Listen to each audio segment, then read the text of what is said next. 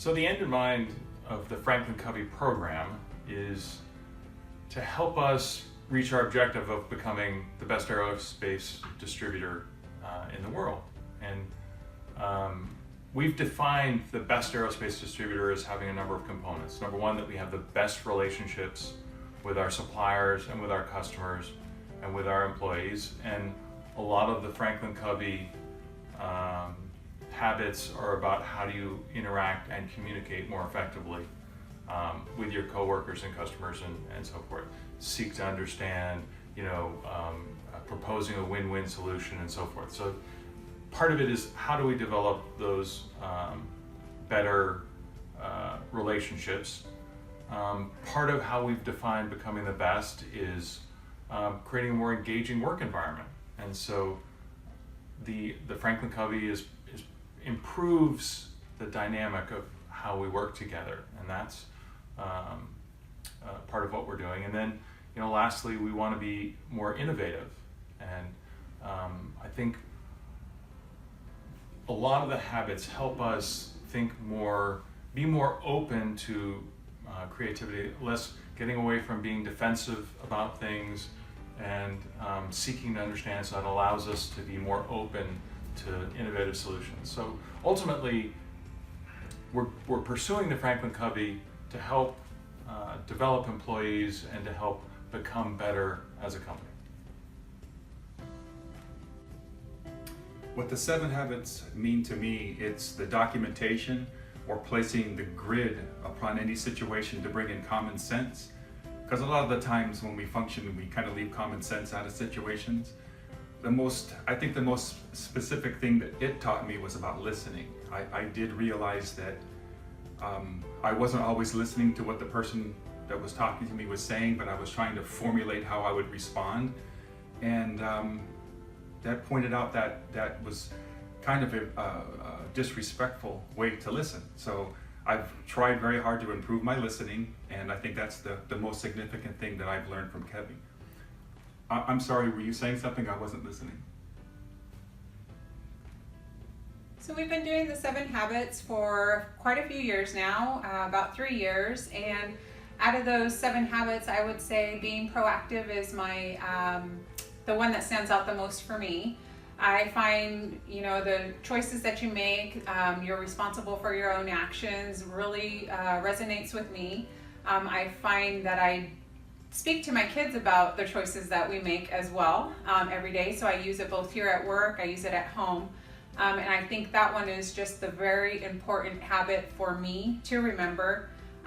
It's because it's all about the choices that we make, and it leads our way for the day and for our future. I was really excited to know that the FranklinCovey 7 habits were thoroughly adapted within the entire Calco Global organization. For me, habit number 5, seek first to understand, then to be understood, is what I see mostly used within my group. We tend to ask for the questions, ask clarifying questions, and understand the other person's perspective before sharing what the issue is or sharing our own perspective. And I look forward to the new FranklinCovey sessions being relaunched on August 7th. I can't wait to take that as an opportunity to learn more about other people's perspectives. So, as an ESOP company, I think one of the biggest opportunities we have to differentiate ourselves in the marketplace is to create that ownership culture, that, the way we care about our business, the way we care about our customers, the way we approach it, it's a great opportunity to be different and to be better. But, in and of itself, the ESOP culture just doesn't happen on its own. I think that the FranklinCovey kind of behavior system allows us, different ways to interact, gives us some guidelines about how do we work together in an ownership culture in a more effective way. Just declaring ourselves an ESOP and that we're owners and we're all going to work together is a great concept, but really FranklinCovey gives us a way to get there, where we start talking about the ways that we interact with our peers and our customers. So it's a roadmap to get us to really reap the rewards that can come out of an ESOP ownership culture. The habit that I think has had the greatest impact on me personally and professionally is the one about begin with the end in mind. It seems almost obvious when you think about it, because anytime you're trying to accomplish something, you think, where are you going with it? But really having the end in mind helps keep things on track and you don't get sidetracked, whether it's something as simple as trying to figure out what you're going to have for dinner for the next 3 nights. Is the end in mind to use up the leftovers, or to feed as many people as possible, or to not have to go shopping, or whatever, or in a bigger picture, some sort of large project at work that has far-reaching impact. And you think, what do I really want to do? Do I want to make it more efficient, or do I want to include more information, or take people out of the process that aren't necessary? I think all that has a big impact. I think we've seen a tremendous amount of benefit from bringing the 7 Habits and FranklinCovey into the organization. I think that there's a lot of personal benefit for me, and from a department to department, there's been a lot of growth, but probably the most beneficial thing that I've seen is bringing the whole global organization under one language and one training system that everyone understands and that everyone is a part of. Prior to 7 Habits, we had a lot of companies who came together through acquisition and through partnership, and we had different ways of communicating, different work styles, different values, and once we've united everyone under the 7 Habits training, it's given us a common language and common goals and allowed us to unite underneath that communication structure. So I think that it's been a huge benefit to the company and especially to our corporate culture. What's my favorite habit? Well, it's kind of changed over time, but lately my favorite habit has been synergy. We've practiced all the various habits in isolation, but lately I've been seeing how the habits come together and work together in synergy. It's improved my life, my personal life, my relationships are better, my professional life, I'm more excited about my career, and I'm kind of starting to see myself as an agent of change. And speaking of agency of change, FranklinCovey was uniquely built and developed specifically to change our company culture. And now that one of our strategic initiatives is about a culture of innovation, I now see the 7 Habits dovetailing nicely with innovation. And I'm looking forward to the day when all of us really become agents of change.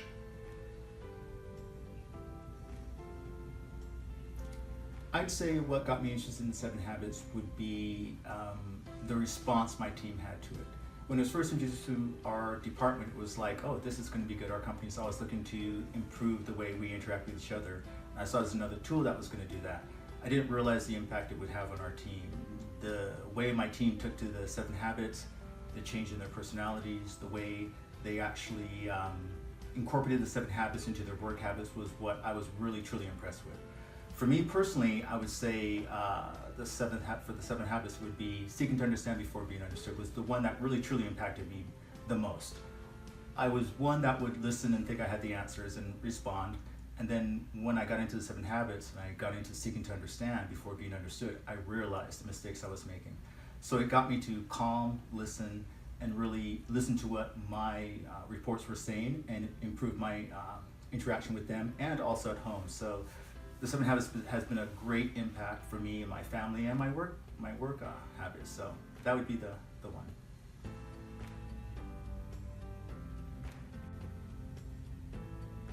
So for me, I think the most impactful habit of the 7 Habits was to begin with the end in mind. In IT, we like to build things. That's what we do. The company likes to ask us to build things. That's what they do. And it's easy to get focused on what you're building instead of why you're building it. And that can lead you into some dangerous territory where you're actually not delivering a solution to a business problem, but perhaps a misunderstood solution to a business problem. So I think that's really important to understand what's the business problem that we're trying to solve. Will this that we're building solve that problem? And so to me, I think that's great for my team. I think it's great for me personally. And I think that's had a lot of impact.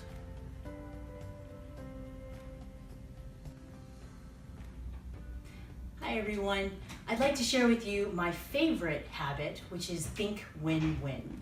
This has been a very important habit for me because I am in sales, and we always have to think about the customer as well as the company's bottom line. And personally, I've also found that this habit resonates well with me as well, because I'm always thinking about internal as well as externally, how are my thoughts and actions gelling with those of my customer, with those of my colleagues, my friends and family. It really makes a difference in my day-to-day, and that's why I consider it my favorite habit thus far.